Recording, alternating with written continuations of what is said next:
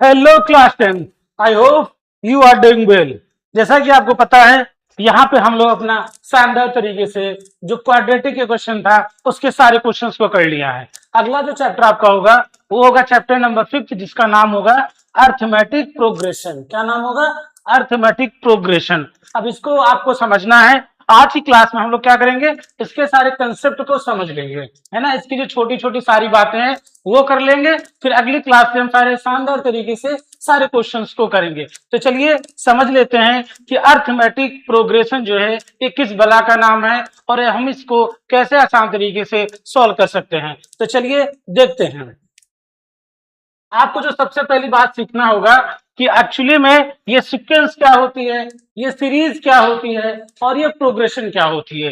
क्योंकि आपका जो चैप्टर है वो अर्थमेटिक प्रोग्रेशन है, लेकिन उसके पहले हमें सीक्वेंस, सीरीज और ये जो प्रोग्रेशन की बला है इसको भी समझना बहुत ज्यादा जरूरी है। तो चलिए एक एक करके समझते हैं कि सबसे पहली बात जो बात करेंगे, हम बात करेंगे what is a sequences. Sequences क्या होते हैं ये समझ लेते हैं। तो यहाँ पे आपको बताया जा रहा है कि जो सीक्वेंसेस होते हैं वो क्या होते हैं, दैट इज अ फाइनाइट और इनफाइनाइट। क्या होते हैं? फाइनाइट या तो फिर इनफाइनाइट लिस्ट ऑफ नंबर्स, है ना, फॉलोइंग अ सर्टेन पैटर्न। क्या करते हैं? सीक्वेंस क्या होती है? फाइनाइट या तो इनफाइनाइट नंबर्स का एक सर्टेन पैटर्न होती है, मतलब ये एक सेट पैटर्न पर सेट होती है।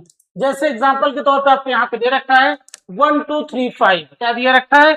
1 2 3 5। तो आपका ये क्या हो जाएगा, ये एक सीक्वेंस में आपको सेट है। जैसे अगर हम 1 2 3 की बात करें, 1 2 3 4 5, तो यहाँ पे क्या हो रहा है, इनका एक सेट पैटर्न है। इसी वजह से हम इसको क्या कहेंगे, इसको हम सीक्वेंसेस कहेंगे। क्या कहेंगे? That is a sequences. वहीं पे एक बात यहाँ पे निकल के ये आ रही है कि सर ये बताइए, ये फाइनाइट और इनफाइनाइट का क्या चक्कर है? फाइनाइट और इनफाइनाइट को हम क्या बताएंगे सीक्वेंसेस में? देखिए सिंपल से छोटी सी बात है।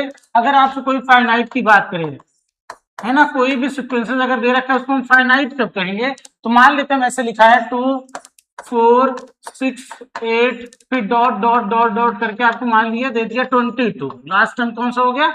22। तो अगर इसका जो लास्ट टर्म होगा, अगर हमें नोन होगा, जो इसका आखिरी जो भी इसका टर्म होगा वो हमें पता होगा, तो हम कह देंगे भाई साहब ये कैसा है, that is a finite sequences है। क्यों? क्योंकि ये लास्ट टर्म हमें पता हो गया है ना, लास्ट टर्म जो है हमें पता है। वहीं पे अगर हम इनफाइनाइट की बात करें कि सर इनफाइनाइट को क्या बताएंगे, हमें कैसे पता चलेगा? तो हम साफ साफ क्या करेंगे, इनफाइनाइट लिख देंगे। मान लेते हैं 1 2 3 4 5 and dot dot dot dot dot dot dot करके छोड़ देंगे हम, है ना। 1 2 3 5 करके अगर इसको हमने छोड़ दिया, अब ये कहाँ तक जाएगी, कहाँ रुकेगी, इसके हमें कोई भी नॉलेज नहीं है। That's why we can say that it is a infinite sequences. कैसी है? ये इनफाइनाइट हो जाएगी। लेकिन फाइनाइट में हमें पता है कि ये 22 के लास्ट टर्म इसका हो जाएगा, तो ये एक सर्टेन फिक्स है, मतलब इसका अभी फाइनाइट हो गया कि ये निश्चित है, यहीं तक रहेगा। ये इनफाइनाइट है, हमें नहीं पता चल रहा है कहां तक ये जाएगी, इस वजह से ये इनफाइनाइट हो गया। आई थिंक फाइनाइट और इनफाइनाइट का चक्कर जो है आपको समझ में आ गया होगा। एंड व्हाट इज सीक्वेंसेस, ये भी आपको क्लियर हो गया होगा कि सीक्वेंसेस क्या होते हैं, है ना। तो चलिए आगे देखते हैं और क्या बातें हम कर सकते हैं। आगे जो हम बात करेंगे, हम बात करेंगे सीरीज की, है ना। हम क्या बात करेंगे? सीरीज की। तो चलिए सीरीज को देख लेते हैं कि सीरीज एक्चुअली में होती क्या है। अब देखिए अभी तक आपने सीक्वेंस को पढ़ा कि सीक्वेंस होगा, सारे नंबर्स को होगा एक सेट पैटर्न पे होंगे, कोई ना कोई हो एक सेट पैटर्न पे बेस होगा। लेकिन जो सीरीज होता है उन्हीं जो पैटर्न होगा, तुम्हारा जो भी पैटर्न होगा उन्हीं नंबर्स का वो क्या हो जाएगा, सम हो जाएगा। जो भी वहां पे एलिमेंट्स होंगे उनका जब सम कर देंगे then that is known as a आपका सीरीज। तब उसको हम क्या कह देंगे? सीरीज। यहाँ पे वही चीज लिखी गई है कि इसको नोट डाउन कर लीजिएगा।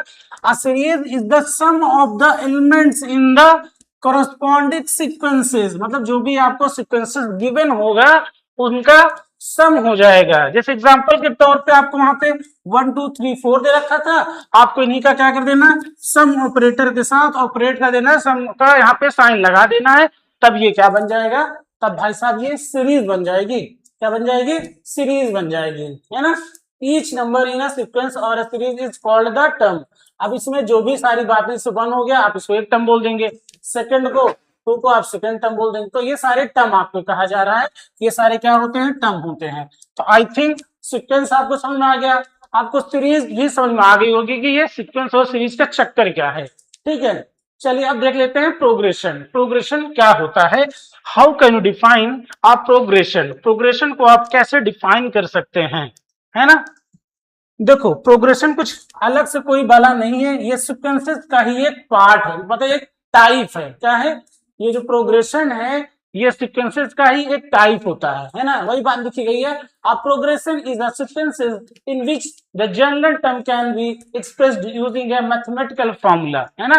आप मैथमेटिकल फार्मूला का यूज करके प्रोग्रेशन को लिख सकते हैं, क्योंकि हमारा चैप्टर यही अर्थमेटिक है ना, तो इस पे हम सारी बातें करेंगे। अभी बस आपको इतना समझना है कि जो आपका प्रोग्रेशन होता है that is a type of A sequences, वो सीक्वेंसेस का एक टाइप होता है, वो आपको समझना है ना। और इसके बारे में सारी बातें हम करेंगे। जैसे आपको जो पहले पढ़ाया जाता था प्रोग्रेशन में, अभी जो आपके चैप्टर में है वो अर्थमेटिक प्रोग्रेशन है ना, अर्थमेटिक प्रोग्रेशन पढ़ना है आपको।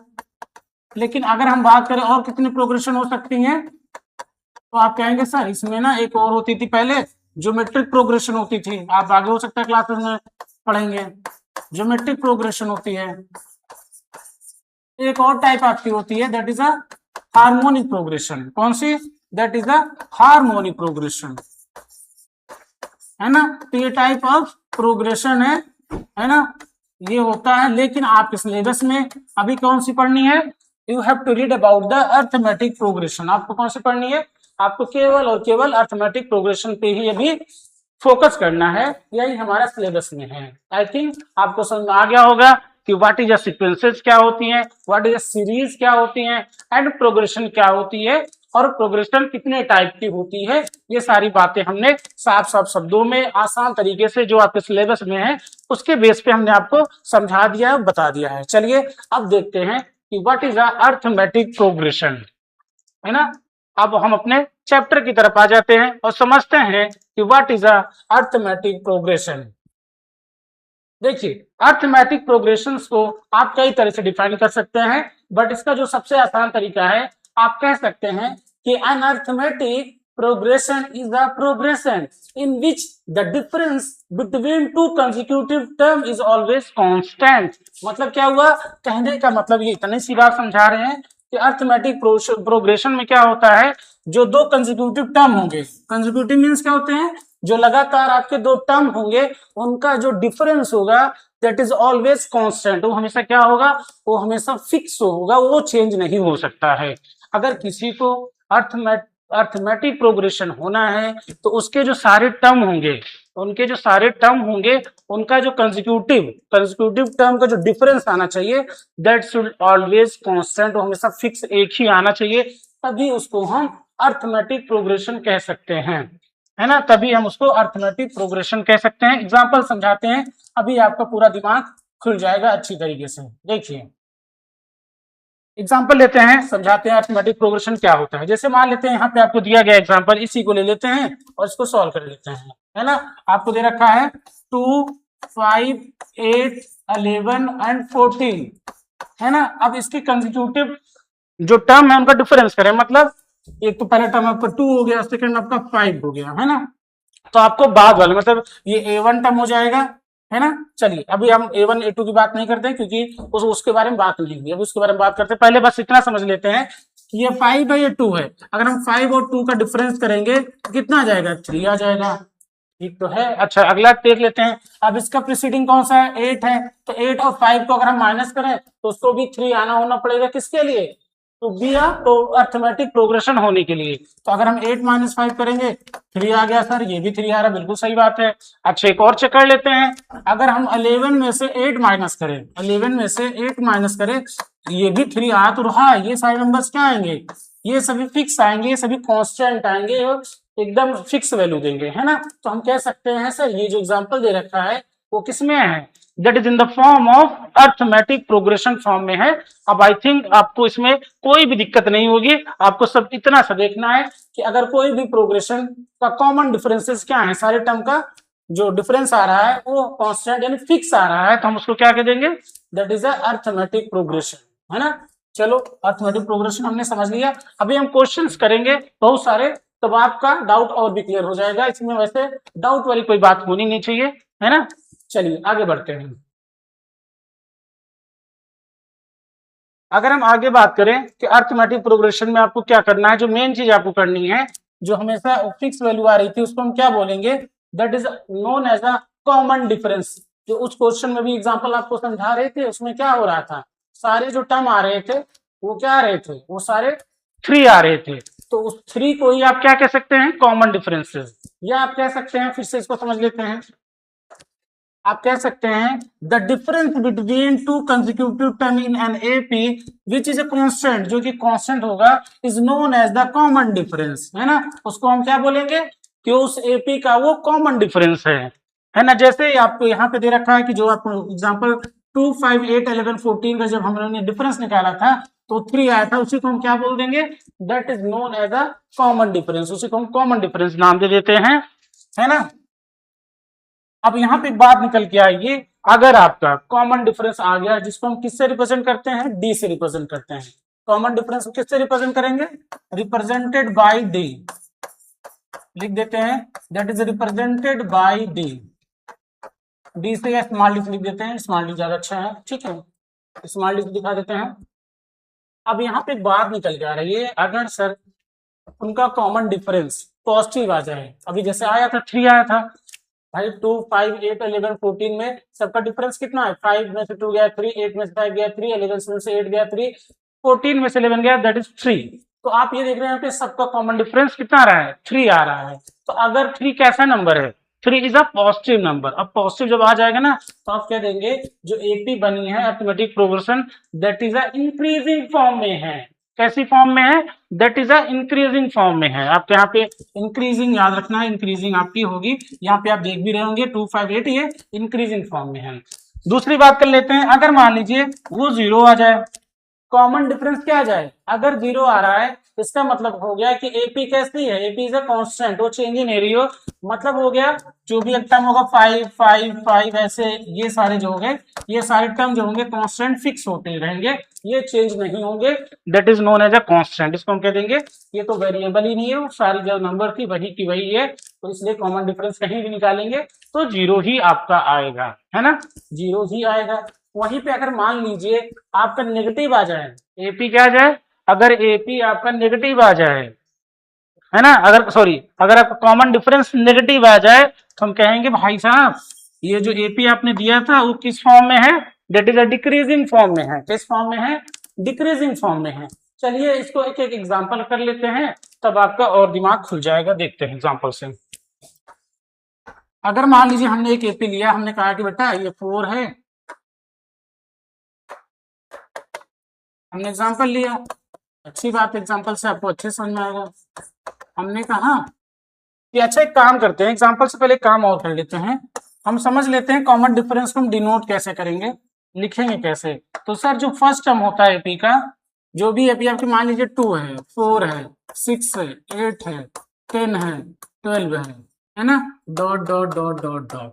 इसमें अगर मान लीजिए आपकी एपी है तो इसका जो पहला टर्म होता है, फर्स्ट टर्म, क्या फर्स्ट टर्म जो होगा, फर्स्ट टर्म, फर्स्ट टर्म को हम हमेशा किससे लिखेंगे, फर्स्ट टर्म को हमेशा किससे, ए नाम से लिखेंगे, ए, है ना, पहला टर्म क्या होता है, ए होता है।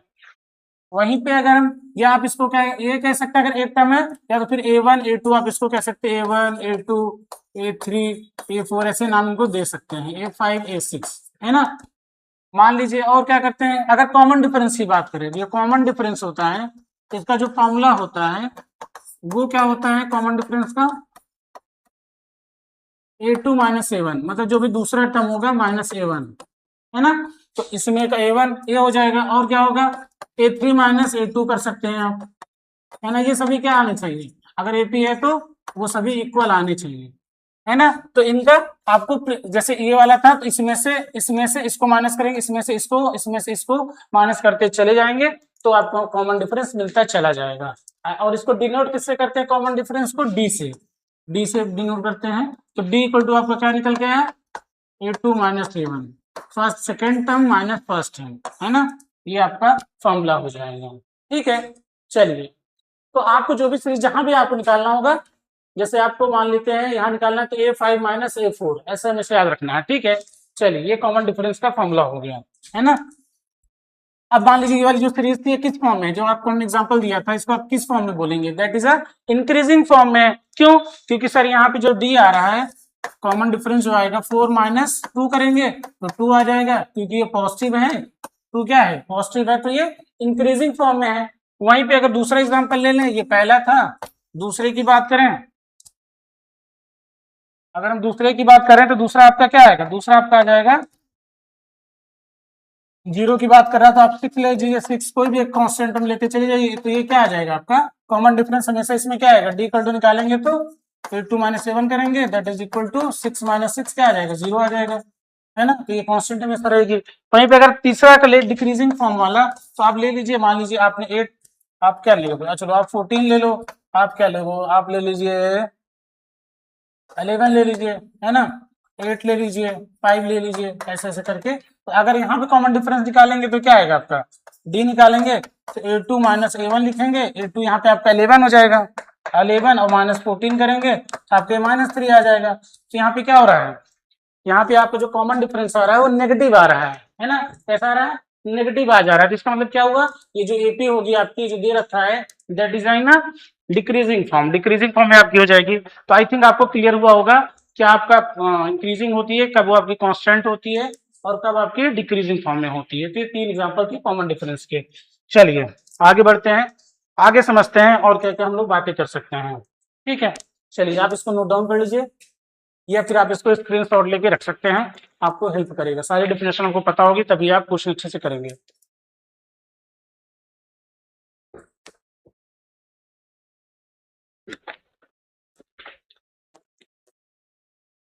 चलिए अगला क्वेश्चन देखते हैं। अगला जो फॉर्मूला में जाना है, अगला जो कंसेप्ट हमें जानना है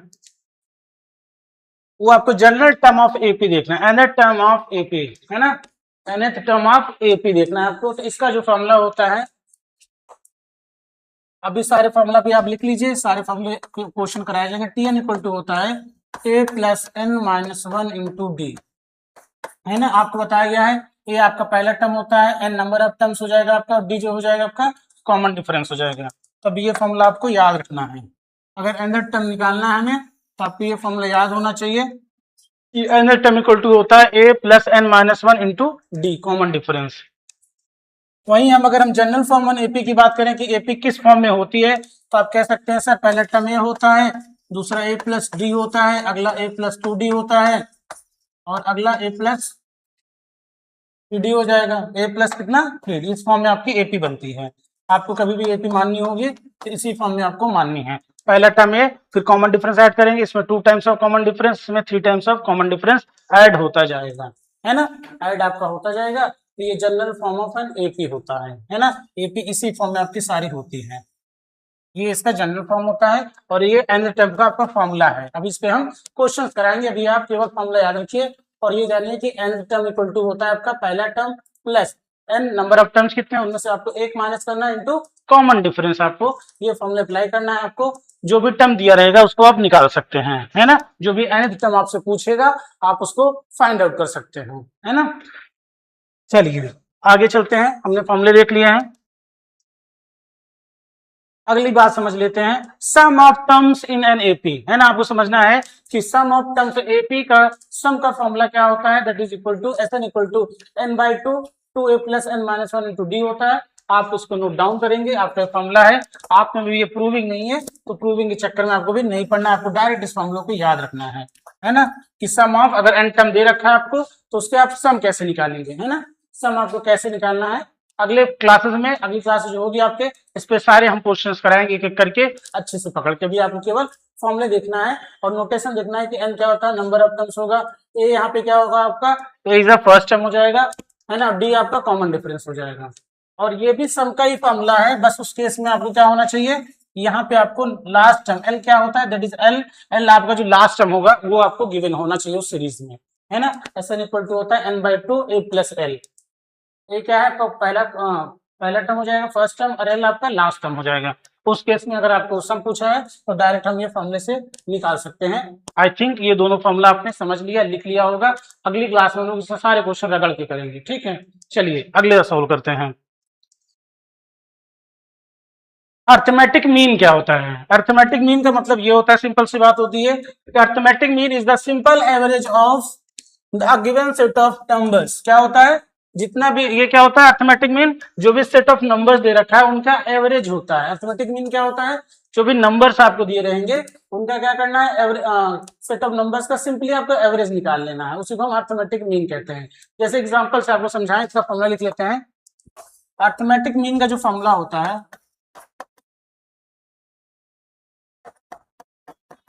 अर्थमेटिक मीन इक्वल टू होता है सम ऑफ टर्म्स, जितने भी सम ऑफ ऑब्जर्वेशन या टर्म बोल सकते हैं आप, जो भी आपको दिया रखा है उसमें number of terms divided by उनका सम कर लेना है। जो भी आपको ऑब्जर्वेशन या टर्म दे रखा है उनका सम कर लेना है।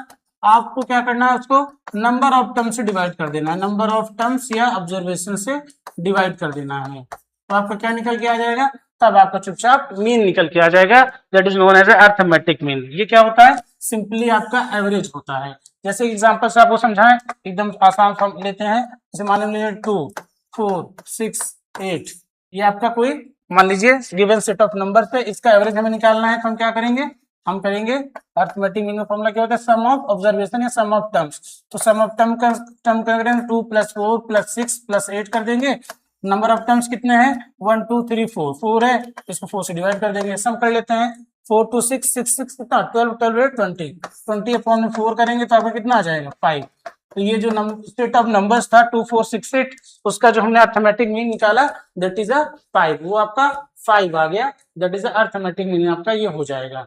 आई थिंक अर्थमेटिक मीन की जितनी भी छोटी छोटी बातें थी, जितने भी कंसेप्ट थे, हमने बड़े ही जल्दी तरीके से और शानदार तरीके से समझ लिया है। अगली क्लास में हम लोग इसके क्वेश्चंस करेंगे। तो चलिए आज के लिए बस इतना ही, धन्यवाद।